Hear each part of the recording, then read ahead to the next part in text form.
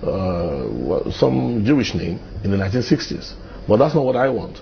There is an African equivalent. In Africa here, there is no tribal nation that doesn't have its own concept of non-violent communication.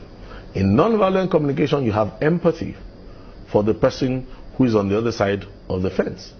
It is used in conflict resolution to quickly de-escalate tensions and rule out violence.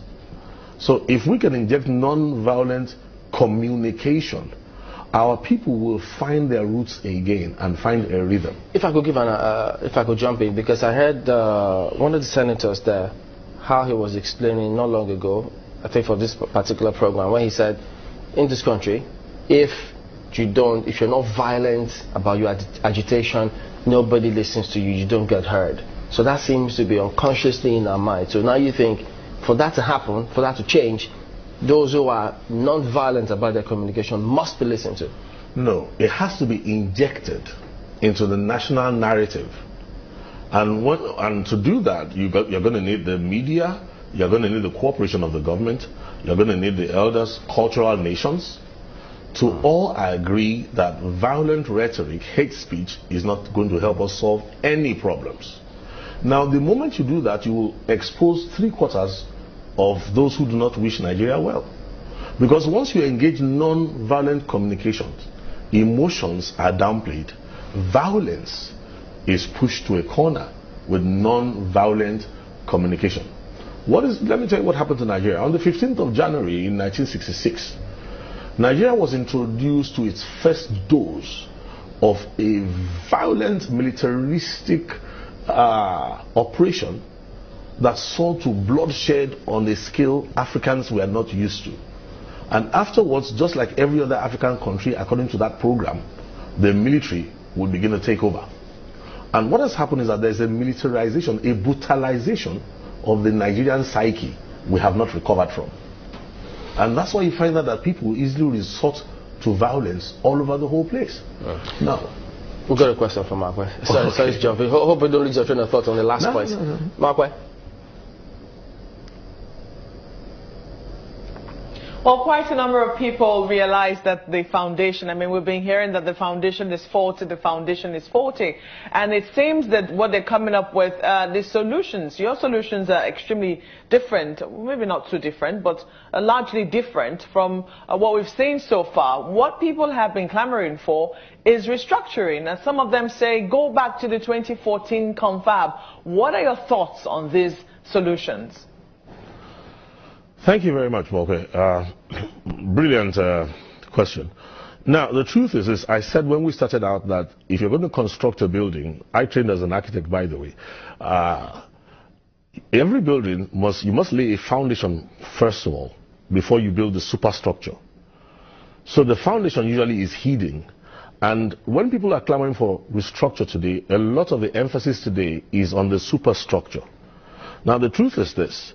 If your foundation can carry a bungalow and your superstructure is intended for a skyscraper, if you amend the superstructure, your nation will still keep having problems and ultimately collapse. So the substructure, she's mentioned the fact that some are, clamoring for a return to that particular document of 2014, but some are talking about the 1963 Constitution, before the unitary one was introduced in 1966 by the military. Some are even talking about going back to the British. So we need to be very careful. If the foundations are repaired properly, everybody will see with greater clarity. And then the superstructure can then be amended easily. And more so when I'd like to mention to you that the majority of people clamoring for some of the solutions that I've mentioned so far fall into the bracket of elders. Now, we need to understand that Nigeria, we have to factor Nigeria not only about the past, but also about the future.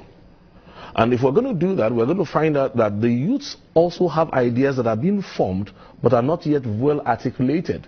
So if you listen to the youths, for instance, you'll find out that they go beyond these clamors that we're talking about officially, but it's just that they have not been able to articulate properly what they are trying to inject into the narrative. Is it the last point you were going to make? You're talking about Yes. the final point. Yes, I said non-violent communication is the second thing. Now the third thing is this. To get this nation to work right, you must accept that there are what we call enculturation programs and transculturation programs. And one of the transculturation programs has been used to stunt the growth of the country deliberately. The person who designed Nigeria handed over Nigeria with a bias for the House of Fulani, built it into a program. Now, to neutralize that, we must make sure that there's the opportunity to unify the South and neutralize the divide and rule in the South. And after unifying the South, you now can come with a unified South where you remove all ethnic rivalries and all ethnic hatreds. Now that unified bloc from the South is now better able to discuss with the unified blocs, quote, from northern Nigeria. Using the NVC? Yes, using the NVC. So we have phase 1 and phase 2. If we don't do it in these phases, the program will scuttle everything all over again. Nothing wrong with northern Nigeria, nothing wrong with southern Nigeria, just that the engineers engineered it that till today foreign nations deal with us as if they're dealing with two nations. It's a program. That's a very interesting place to anchor. Reverend Ladi Thompson is a consultant in strategic thinking for NOVAD. NOVAD is Non-Violence for African Development. A pleasure to have you on. Pleasure is mine, sir. Well, let's go ahead and get another perspective. Mark,